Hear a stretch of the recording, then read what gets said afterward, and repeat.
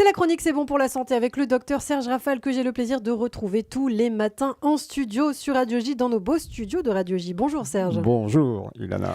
Serge, vous allez nous reparler ce matin d'une maladie pas seulement esthétique, pas si innocente que cela médicalement et souvent très handicapante, socialement en tout cas, j'ai nommé le psoriasis. En effet, Ilana, je voulais à nouveau évoquer cette maladie inflammatoire chronique de la peau qui concerne 2 à 4% de la population, soit autour de 2,5 millions de personnes en France. Elle peut apparaître à tout âge, mais le fait généralement dans la première moitié de la vie, la moitié des cas avant 40 ans, avec un pic entre 16 et 22 ans, et curieusement entre 57 et 60 ans.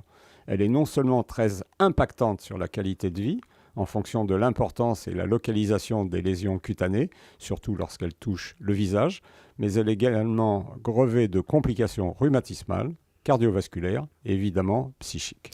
On en connaît la cause ? Non, elle reste d'étiologie incertaine, plurifactorielle, avec une prédisposition génétique. Un antécédent familial au premier degré est retrouvé chez 1/3 des enfants. Et il existe un lien épidémiologique avec certaines comorbidités cardiovasculaires et métaboliques.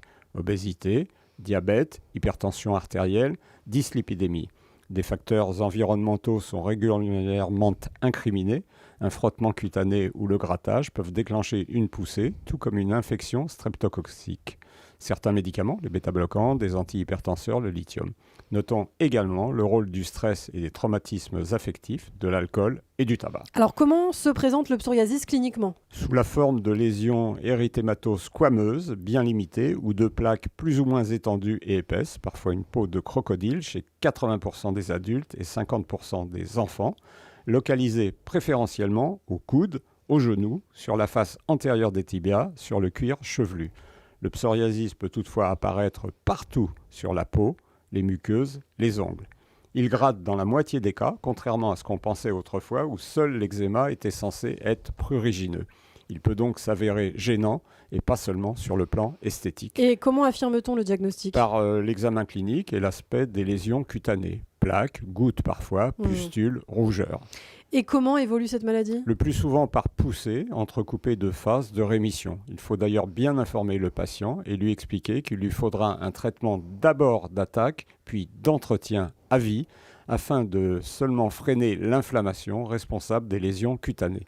Il n'existe pas actuellement de traitement curatif. Alors on peut se poser la question, et les patients les premiers, comment juge-t-on de la sévérité ? Est-ce que c'est par son étendue ? En effet, au-delà de 10 à 15% de la surface corporelle, le psoriasis nécessite un traitement général classique, voire biologique, avec des anticorps monoclonaux dont l'initiation est hospitalière.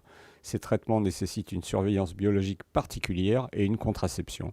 En deçà, ce qui représente la grande majorité des patients, 8 sur 10, nous nous contentons de topiques, de cortisone, d'Ivobet, de mousse. On utilise encore aussi la photothérapie ? Oui, le soleil est efficace provisoirement et la photothérapie a toujours sa place. 3 séances par semaine, par cure de 2 mois, dans les formes diffuses. Mais il semble que les malades éprouvent de plus en plus de difficultés pour trouver des cabines de puvathérapie. Et l'hygiène de vie, bien sûr, est importante. Comme toujours, Ilana, arrêt de l'alcool et du tabac, activité physique régulière, réduction pondérale si besoin, gestion du stress, préservation du sommeil. Alors, on parle du psoriasis, bien sûr. Alors, en conclusion, qu'est-ce qu'on peut dire, Serge ? Cette maladie peut avoir un retentissement considérable sur la qualité de vie. Fort heureusement, les traitements actuels, même s'ils ne guérissent pas les malades, les soulagent presque à tous les coups. Coup de peau, devrais-je dire. Merci beaucoup, Serge Rafal, le docteur de Radio J, qu'on retrouve demain matin sur Radio J.